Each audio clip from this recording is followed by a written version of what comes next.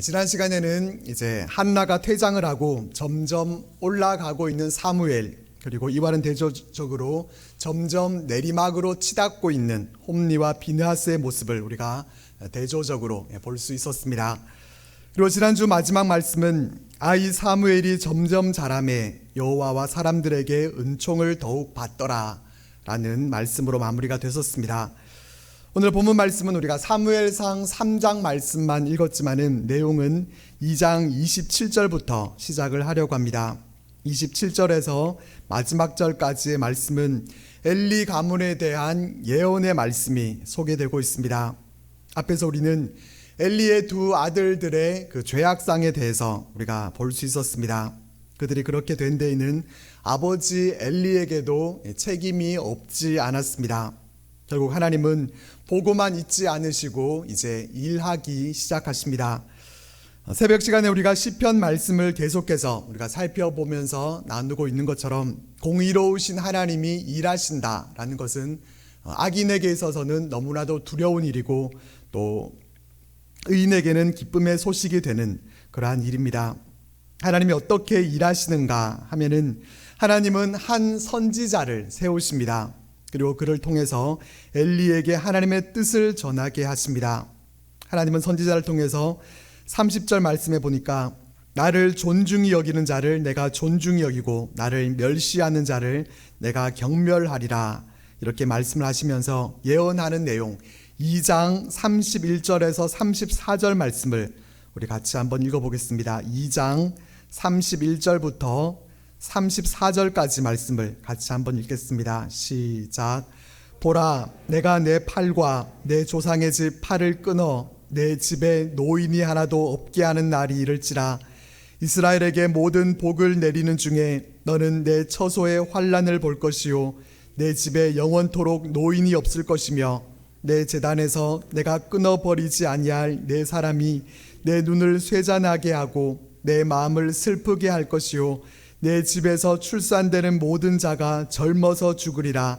내 두 아들 홈리와 비느하스가 한날에 죽으리니 그 둘이 당할 그 일이 내게 표징이 되리라.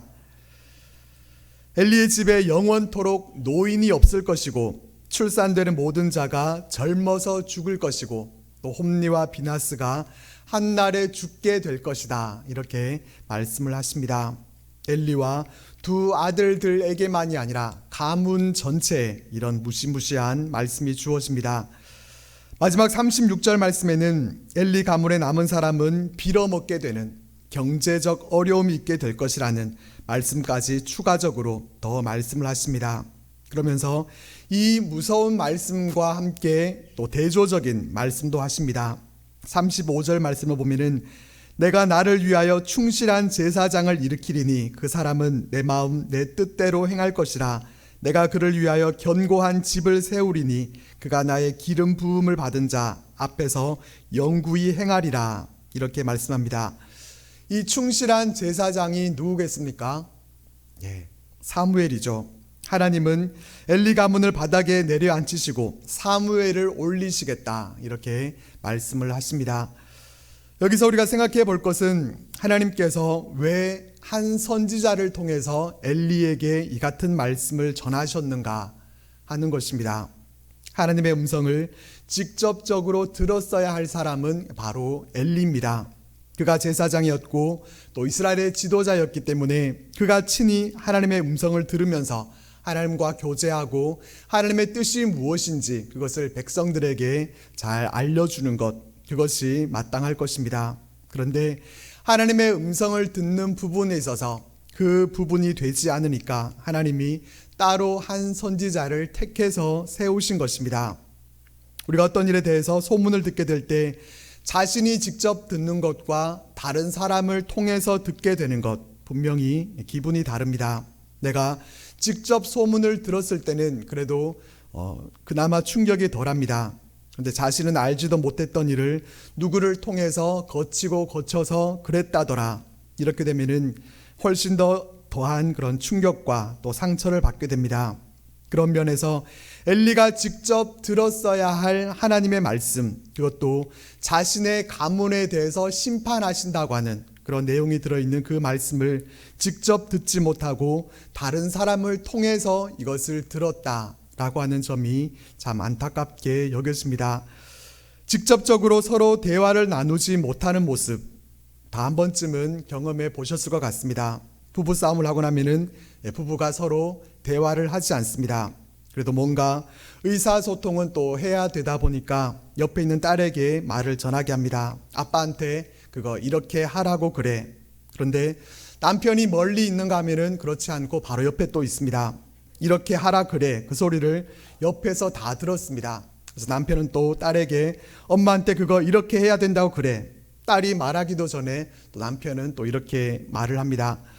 딸이 없어도 옆에 앉아서 그렇게 다 듣고 의사소통이 다 되면서도 서로 직접 대화하기가 싫어서 그렇게 말을 전하게 하는 그런 적이 한 번쯤은 있으실 것입니다. 그런 경험이 있으신 분들은 살짝 표정으로만 저한테 보여주시면은 제가 그런 줄 알고 있겠습니다. 많으신 것 같습니다. 하나님의 음성을 직접 듣고 하나님과 대화가 되어야 되는데 그렇지 못하다면은 하나님과 나와의 관계가 부부싸움을 한 그러한 부부와 같은 모습은 아닌지 우리는 생각해 볼 필요가 있습니다. 내가 하나님의 음성을 직접 들어야 되는데 다른 사람을 통해서 듣는다라는 것은 분명히 안타까운 일임에 분명합니다. 우리는 엘리와 같은 모습이 아니라 하나님의 음성을 듣는 데 있어서 나의 귀로 내가 직접 그것을 들을 수 있기를 바랍니다. 나는 듣지 못하니까 누구를 찾아가서 하나님의 음성을 대신 전해 듣는 것이 아니라 우리가 직접 하나님의 음성을 들을 수 있게 되기를 바랍니다. 하나님의 말씀, 또 영의 양식을 섭취함에 있어서도 이제는 장성한 자가 되어서 스스로 먹을 수 있어야 되는데 누가 떠먹여줘야만 먹을 수 있다라고 하면은 그건 역시 또 안타까운 모습입니다. 우리는 하나님의 말씀을 먹여줘야 수동적으로 받아먹는 그런 모습이 아니라 하나님의 말씀을 우리 스스로 묵상할 수 있는 그런 힘을 우리 스스로 길러가야 합니다. 그렇게 해서 내게 직접 말씀해 주시는 하나님의 음성을 우리가 친히 듣고 또 하나님의 뜻을 알고 하나님과 교제함이 있는 그런 우리의 삶이 되시기를 바랍니다. 이렇게 한 선지자를 통해서 하나님은 36절까지의 말씀을 전하셨습니다. 그런데 어떻습니까? 37절, 38절 말씀이 없습니다. 하나님의 말씀을 전하고 난 후에 그 다음에 거기에 대한 뭔가 언급이 있어야 될 것 같은데 그 뒷이야기는 생략하고 있습니다. 선지자가 하나님의 말씀을 전한 후에 그 뒷이야기로 무슨 얘기가 나와야 되겠습니까? 엘리 제사장이 어떻게 반응했는가 하는 그런 내용이 나와야 정상일 것입니다. 엘리가 뭔가 반응이 있었다고 하면은 그 부분이 기록이 됐을 텐데 거기에 대해서 엘리는 기록할 만한 어떤 반응을 보이지 않았던 것 같습니다. 아쉬움 가득한 이 사무엘서를 보면서 또 아쉬운 것이 바로 이 부분입니다. 하나님은 한 선지자를 보내서 엘리에게 하나님의 뜻을 전하셨습니다. 아직 그 말씀이 시행된 것은 아니니까 그 한 선지자를 통해서 전해준 그 말씀을 경고로 받아들이고 아직 기회가 있다고 하는 점을 놓치지 말았어야 했습니다. 하나님은 엘리 가문에 어떠한 신호탄도 먼저 쏘지 않고 어느 날 갑자기 심판을 하신 것이 아니라 한 선지자를 통해서 먼저 말씀을 주셨습니다. 어떻게 보면은 하나님의 큰 배려였고 또 심판을 받게 될 당사자 입장에서는 너무나도 감사하고 또 고마운 일입니다. 그렇다면은 그 말씀을 받은 자가 해야 할 일은 무엇이겠습니까? 그 말씀 앞에 자복하고 회개하는 것입니다. 내가 범죄한 것이 아니라 내 자녀가 범죄했다 하더라도 내가 자녀를 제대로 인도하지 못했음에 대해서 통회하면서 하나님의 용서를 구하는 모습, 그 심판이 나에게, 나의 자녀와 우리 가문에 임하지 않게 해달라고 그렇게 간구하는 모습이 필요했습니다. 두 자녀들을 다독여서 하나님 앞에 함께 회개하면서 나아가도록 다시 한번 또 타일러 써야 했을 것입니다. 그런데 이런 모습이 없었다라는 것이 참 안타깝습니다. 이 아쉽고 안타까운 모습이 우리에게는 있지 않기를 바랍니다. 우리가 엘리와 같은 경우라면은 엘리와 같이 할 것이 아니라 하나님의 음성에 우리가 곧바로 순종과 또 회개로 반응할 수 있어야 합니다. 말씀 앞에 즉각적으로 반응하는 그 사람에게 하나님은 반드시 은혜를 베풀어 주실 줄 믿습니다. 엘리의 반응에 대한 이 기록 없이 이야기는 이제 바로 3장으로 넘어갑니다. 3장에서는 또 의미심장한 말로 시작을 합니다. 1절 말씀을 같이 읽어보겠습니다. 시작. 아이 사무엘이 엘리 앞에서 여호와를 섬길 때에는 여호와의 말씀이 희귀하여 이상이 흔히 보이지 않았더라. 이 말씀은 그 시대가 어떠했는가 하는 것을 단적으로 보여줍니다. 그 시대가 도덕적이지 않고 영적인 타락이 얼마나 극심했는가 하는 것을 보여줍니다. 이렇게 말할 수 있는 이유는 하나님께서 계시를 해 주시지 않는다, 아무 말씀도 하지 않으신다라는 것은 일종의 심판과도 같은 것이기 때문입니다. 그 시대가 하나님을 사랑하지 않고 하나님을 버렸기 때문에 하나님도 그들에게 친히 나타내셔서 그들에게 말씀하시지 않으셨기 때문입니다. 그 시대는 이렇게 하나님의 말씀이 희귀한 그런 시대였습니다. 하나님의 음성을 듣고 싶어도 들을 수 없는 모습, 얼마나 안타까운 모습인지 모릅니다. 오늘날 우리 시대는 어떻습니까? 이 시대는 하나님의 말씀이 희귀하지 않고 이상이 흔히 보이는 그런 시대인지 모르겠습니다. 이 시대는 차치하고 우리에게는 하나님의 말씀이 희귀하지 않고 우리는 하나님의 음성을 잘 들으면서 그렇게 살아가고 있습니까? 오늘 우리 시대는 TV를 틀면은 기독교 방송 얼마든지 쉽게 볼 수가 있고 또 인터넷 유튜브를 통해서 수없이 많은 그런 하나님의 말씀을 들을 수가 있습니다. 그렇다고 해서 우리가 말씀으로 충만한 삶을 살아가고 있다, 이렇게 말을 할 수가 있겠습니까? 말씀을 흔히 접할 수 있는 시대인 것과 또 우리에게 하나님의 말씀이 희귀하지 않고 하나님의 음성을 듣는다는 것, 이것은 별개의 문제입니다. 아무리 말씀의 홍수의 시대를 우리가 살아간다고 해도 내가 들으려고 하지 않고 또 내 귀가 막혀 있다고 하면은 아무런 의미가 없습니다. 시대적 환경과는 상관없이 나는 말씀이 희귀한 그런 시대를 살아갈 수 있습니다. 마음만 먹으면은 얼마든지 말씀을 들을 수 있다고 그렇게 생각할 것이 아니라 하나님의 음성이 내게는 정말 희귀한 것이 아닌가 하는 것을 우리는 돌아볼 수 있어야 합니다. 그리고 우리 시대가 말씀이 희귀한 그런 시대가 되지 않도록 하나님의 음성이 들리지 않는 그런 기막힌 시대가 되어버리지 않도록 우리는 깨어 있을 수 있어야 합니다. 하나님의 음성에 더욱 귀 기울이고 하나님의 말씀을 더욱 사모하면서 살아가는 그런 우리의 삶이 될 수 있기를 바랍니다. 2절과 3절 말씀을 같이 읽어보겠습니다. 시작.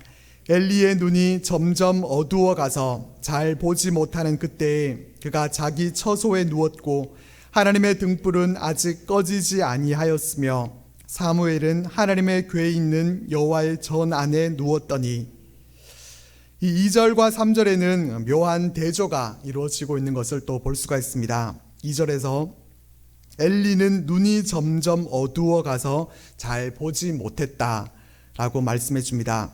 이 표현은 나이가 많아서 이제 엘리의 그 시력이 약해졌다라는 뜻도 있겠지만은 영적으로도 눈이 어두워서 제대로 보지 못하고 하나님의 이상도 알지 못하는 그런 영적인 암흑기와 같은 상태에 있었다라는 것을 나타내 줍니다.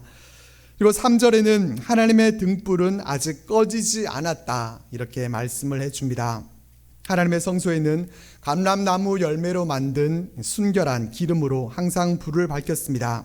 그냥 지나가는 말로 성소에 불이 켜져 있었구나, 우리가 이렇게 넘어갈 수도 있겠지만은 그렇게 지나가기에는 너무나도 중요하고 또 상징적인 그런 의미가 담겨 있습니다. 시대가 하나님의 음성을 듣지 못하는 그런 암흑기였고 또 지도자인 엘리의 눈도 어두워서 잘 보지 못하는 그런 영적인 암흑기 가운데서도 하나님의 성소에는 불이 밝혀져 있었다는 것입니다. 어두움과 빛이 절묘하게 대조가 되고 있습니다. 그 시대의 희망의 불빛이 사무엘이 있는 그 성소에는 있었던 것입니다. 아직 이스라엘을 향한 하나님의 소망의 불꽃이 꺼지지는 않았다라는 것을 우리들에게 보여줍니다. 이런 의도를 가지고 기록을 해놓은 것인데 그냥 등불이 켜져 있었구나 이렇게 하고 지나가 버리게 되면은 그 의도를 놓치게 됩니다. 그리고 2절과 3절 말씀에서는 엘리와 사무엘이 누운 곳도 대조가 되죠. 엘리는 자기 처소에 누웠다라고 말씀해 줍니다. 그리고 사무엘은 어디에 누웠다고요? 여호와의 전안에 누웠다라고 말씀해 줍니다. 그렇다면 사무엘이 성소 안에 있는 지성소에 들어가서 거기에 매트리스를 깔고 잠을 잤다는 뜻이겠습니까? 그럴 수는 없는 일입니다.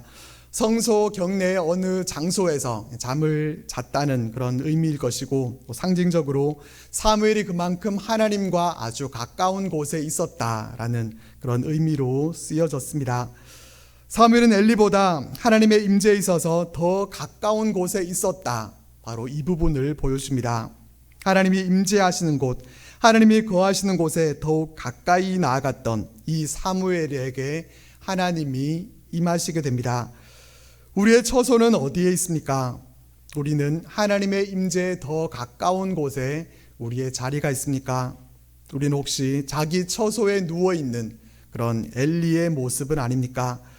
눈이 어두워서 잘 보지 못하고 또 귀가 어두워서 잘 듣지 못하고 그저 편안한 내 처소에서 잠을 자고 있는 그러한 모습이 우리들의 모습은 아닌지 우리는 여기서 잠시 우리의 모습을 돌아보게 됩니다.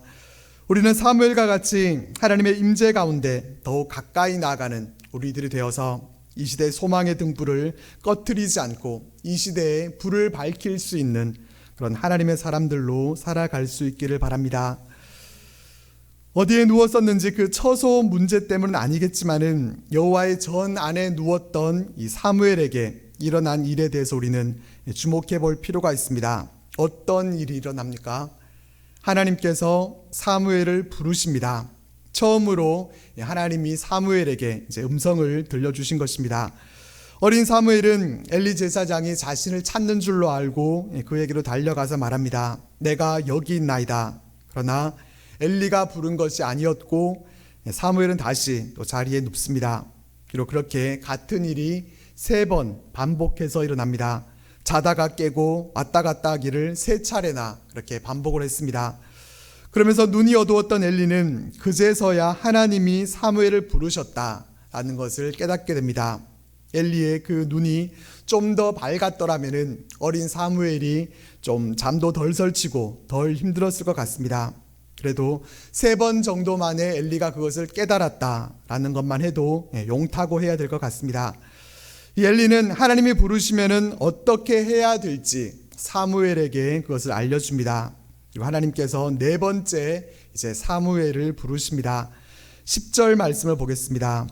여호와께서 임하여 서서 전과 같이 사무엘아 사무엘아 부르시는지라 사무엘이 이르되 말씀하옵소서 주의 종이 듣겠나이다 하니 하나님께서 임하여 서셔서 사무엘을 부르셨습니다. 사무엘은 전에는 내가 여기 있나이다 이렇게 대답을 했었는데 이번에는 엘리가 알려준 대로 말씀하옵소서 주의 종이 듣겠나이다 이렇게 대답합니다. 말씀하옵소서 주의 종이 듣겠나이다. 이것이 하나님의 음성을 듣는 자의 태도입니다. 이것은 하나님께서 사무엘에게 나타나셨을 때 했던 그런 대사와 같은 그런 것이 아니라 하나님의 음성에 대한 우리의 태도도 항상 이와 같은 대답으로 나아가야 한다라는 것을 우리들에게 깨닫게 해줍니다. 어떤 말씀을 하시든지 제가 하나님의 말씀에 귀를 기울이겠습니다. 경청하겠습니다. 이와 같은 태도가 우리들에게 필요합니다. 비록 내 귀에 듣기에 즐거운 말씀이 아니라 나를 책망하시는 그런 말씀이라고 하더라도 제가 청종하고 순종하겠습니다 라고 하는 이런 태도가 우리에게 필요한 것입니다. 마리아가 천사 가브리엘이 전한 그 말씀을 들었을 때 도저히 그 마음으로는 용납하기 어려운 그런 말씀이었지만은 주의 여종이오니 말씀대로 내게 이루어지이다 이렇게 고백했던 것을 우리는 기억합니다. 그와 같이 우리는 하나님 말씀 앞에 늘 이와 같은 순종의 고백으로 나아가는 우리들이 될 수 있기를 바랍니다. 하나님은 그렇게 처음으로 이제 사무엘을 부르셔서 사무엘에게 말씀을 하십니다. 그때 하나님께서 사무엘을 부르셔서 하신 말씀의 내용은 무엇이었습니까? 하나님은 11절에서 14절까지의 말씀에서 엘리 가문에 임할 심판에 대해서 말씀을 하십니다. 13절 말씀을 보면은 내가 그의 집을 영원토록 심판하겠다고 그에게 말한 것은 그가 아는 죄악 때문이니 이는 그가 자기의 아들들이 저주를 자청하되 금하지 아니하였음이니라 라고 말씀합니다. 13절 말씀에는 엘리의 집을 심판하는 그 직접적인 이유가 나타나 있는데 그 이유가 무엇입니까?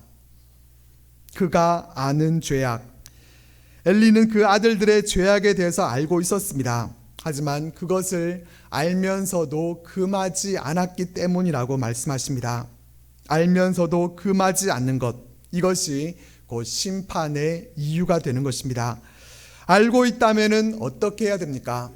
죄악에 대해서 알고 있다면은 회개하는 것이 마땅합니다. 죄악이 있다는 것을 알면서도 회개하지 않는다고 하면은 이것은 하나님을 두려워하지 않는 모습이고, 그리고 하나님을 두려워할 줄 모르는 사람에게 임하게 될 것은 하나님의 심판밖에는 없습니다. 우리는 우리 죄에 대해서 아는 것에 그치지 않고 우리가 회개함으로 그대로 이어져서 하나님과의 교제가 끊어지지 않고 하나님과의 관계가 회복될 수 있기를 바랍니다. 15절 말씀을 보겠습니다.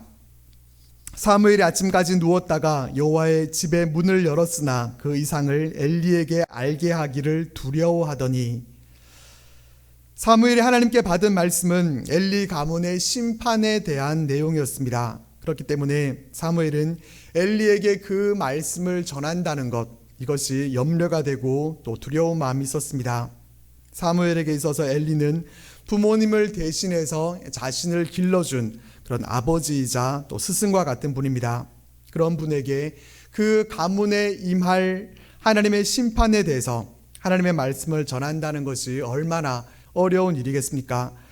인간적인 생각으로는 차마 입이 떨어지지 않고 그 하나님의 말씀을 그대로 전할 수가 없습니다. 그래서 이제 사무엘은 하나님의 음성을 듣고서 곧바로 엘리 제사장에 가서 그 사실을 고하지 않습니다. 아마도 사무엘은 하나님의 음성을 듣고서 밤새 한숨도 자지 못했을 것입니다. 그리고 날이 밝았을 때 사무엘은 늘 하던 대로 여호와의 집 문을 엽니다. 그런 중에 간밤에 하나님께서 사무엘을 부르셨다라는 그 사실을 잘 알고 있는 이 엘리가 하나님께서 어떤 말씀을 하셨는지 궁금해서 사무엘을 부릅니다. 그리고 어떤 것도 숨기지 말고 다 정직하게 말해줄 것을 요구합니다. 엘리는 앞에서 한 선지자를 통해서 이미 심판에 대한 예언을 들었었습니다. 그렇기 때문에 더더욱 하나님께서 이 사무엘에게는 또 어떤 말씀을 전하셨는지 그것이 염려되고 또 불안한 마음이 있었을 것입니다. 이제 사무엘은 순종합니다. 사무엘은 엘리에게 자세히 말하고 또 조금도 숨기지 않습니다. 쉽지 않은 일이었지만은 그대로 순종하는 그런 사무엘의 모습을 볼 수가 있습니다. 사무엘이 전한 하나님의 말씀에 대한 엘리의 반응을 보겠습니다. 엘리는 사무엘의 그 솔직한 얘기 다 듣고 어떻게 반응합니까? 이는 여호와시니 선하신 대로 하실 것이니라, 이렇게 응답합니다. 엘리는 사무엘에게 계시하신 그 주체자가 하나님이시다라는 것을 그는 인정합니다. 그리고 그는 하나님의 선하심을 인정해 드리면서 선하신 하나님께서 그 뜻대로 행하실 것을 또한 믿었습니다. 하나님의 말씀을 인정한 모습, 그 모습은 귀한 모습이지만은 아쉬움이 남습니다. 엘리의 아들들을 타일렀을 때와 같이 여기서도 또 아쉬움이 남는 것을 보게 됩니다. 이 짧은 한마디 말로는 너무나 부족하다는 생각이 듭니다. 다윗은 어땠습니까? 사무엘하 12장에 보면은 다윗이 범죄함으로 인해서 나단 선지자가 아이가 죽게 될 거라는 그런 하나님의 말씀을 들었을 때 다윗은 금식하고 밤새도록 엎드려 울면서 하나님 앞에 기도했습니다. 하나님의 뜻이 무엇인지 알면서도 혹시 하나님께서 불쌍히 여겨서 아이를 살려주시지 않을까 하는 그런 마음으로 기도했던 다윗, 그와 같은 모습이 이 엘리에게는 왜 없었는가 하는 점이 아쉽기만 합니다. 또한 재앙이 예고되어 있는 악한 니느웨 백성들이 돌이켜 회개했을 때 어떤 일이 일어났습니까? 요나서 3장 10절 말씀입니다. 하나님이 그들이 행한 것 곧 그 악한 길에서 돌이켜 떠난 것을 보시고 하나님이 뜻을 돌이키사 그들에게 내리리라고 말씀하신 재앙을 내리지 아니하시니라. 하나님은 이런 분이십니다. 악한 길에서 돌이키게 되면은 하나님도 그 뜻을 돌이키셔서 재앙을 내리지 않으시는 분이십니다. 이 하나님을 아는 지식이 엘리에게도 있었다면 얼마나 좋았을까 하는 그런 생각을 해보게 됩니다.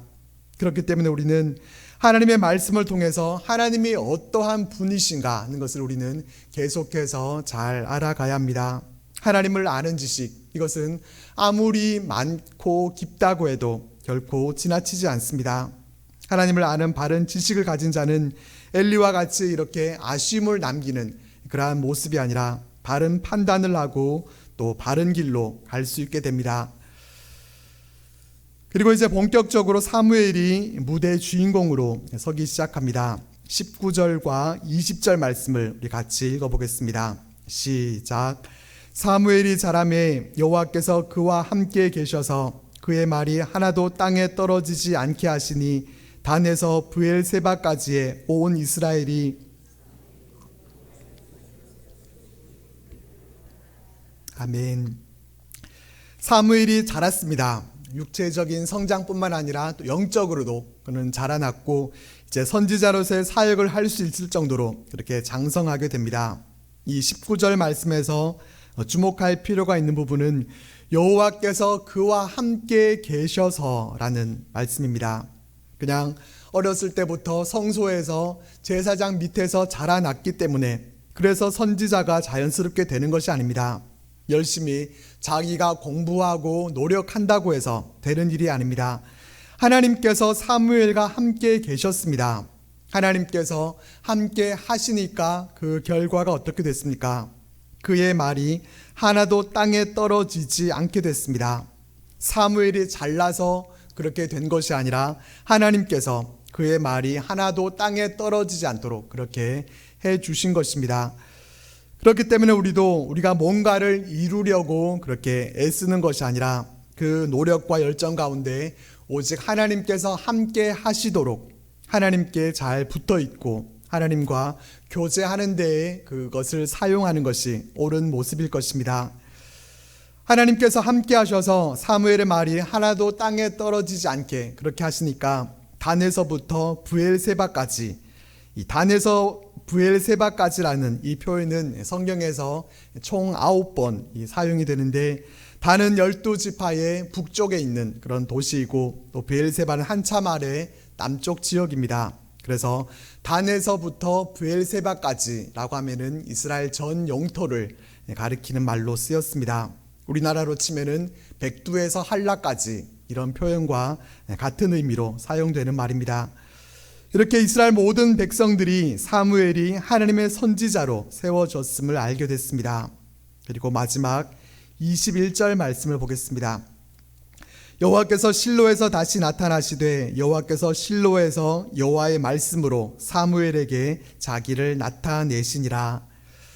하나님께서 실로에서 말씀으로 사무엘에게 자신을 나타내셨다라고 말씀합니다. 하나님은 이처럼 말씀으로 우리에게 나타내시는 분이십니다. 하나님은 눈에 보이지 않지만은 말씀을 통해서 우리들을 만나주시고 우리는 말씀을 통해 하나님을 경험할 수 있습니다. 이 21절 말씀은 시대의 전환을 예고해 주시는 그런 말씀입니다. 앞에서 살펴본 것처럼 본문의 시작은 여호와의 말씀이 희귀했다라는 그런 말씀으로 시작을 했었는데, 사무엘을 통해서 하나님께서 이제 이스라엘 향해서 말씀하기 시작하십니다. 첫 절 1절 말씀과 마지막 절 21절 말씀이 이렇게 또 서로 대조적으로 또 대꾸를 이루고 있습니다. 사무엘상 3장은 여호와의 말씀이 희귀하여 라는 말씀으로 시작을 해서 여호와의 말씀으로 사무엘에게 자기를 나타내시니라 라는 이 말씀으로 마치게 됩니다. 말씀이 희귀하던 시대에서 이제 하나님이 사무엘을 통해서 말씀을 하시는 그런 시대로 바뀌게 되는 것입니다. 사무엘이 하나님으로부터 받았던 말씀, 엘리에게 전했던 그 하나님의 말씀, 우리는 그 내용에만 신경을 쏟을 수가 있는데 그것보다 더 중요한 것은 사무엘이 하나님의 말씀을 듣는 자가 되었다라는 부분입니다. 그 당시 영적인 대표자는 엘리였습니다. 앞에서도 언급했던 것처럼 제사장이었던 그가 하나님의 말씀을 직접 듣는 것이 옳았습니다. 그런데 엘리가 어린 사무엘로부터 하나님의 말씀을 전해 듣게 되는 그러한 모습이 바로 우리가 주목해야 할 부분입니다. 하나님의 음성을 들어야 할 사람은 듣지 못한 채 다른 사람을 통해서 듣게 되고, 어린 사무엘이 이제 하나님의 말씀을 받는 자로서 역사의 무대에 올라가게 되는 것입니다. 그동안은 하나님의 말씀이 희귀한 그런 말씀의 기근의 시대를 살아가고 있었지만은 이제 하나님이 함께 하시는 하나님의 사람 사무엘, 이 한 사람을 통해서 새 시대가 열리게 된 것입니다. 하나님이 함께 하시고 하나님의 말씀으로 하나님을 만나는 사람, 그 사람이 새로운 시대를 열어갈 수 있습니다. 오늘 말씀을 통해서 우리는 하나님의 말씀을 듣고 그대로 전했던 사무엘과 또 하나님의 말씀을 들었지만은 통회함이 없었던 엘리의 모습을 볼 수 있었습니다. 결국 하나님의 음성을 듣고 하나님이 함께 하시는 사무엘을 통해서 새 시대가 열리게 되었던 것처럼 우리도 하나님의 음성을 듣고 하나님이 함께 하시는 그런 자들이 될 수 있기를 바랍니다. 이 땅이 더 어두워지기 전에 이 시대에 불을 밝힐 수 있는 그런 우리들이 또한 될 수 있기를 바랍니다. 이 시대의 소망은 여전히 교회에 있습니다. 이 소망의 등불이 꺼지지 않도록 세상 가운데 더 밝게 빛나게 하고 또 믿음의 새 시대를 열어갈 수 있는 그런 우리 모두의 삶이 되시기를 바랍니다.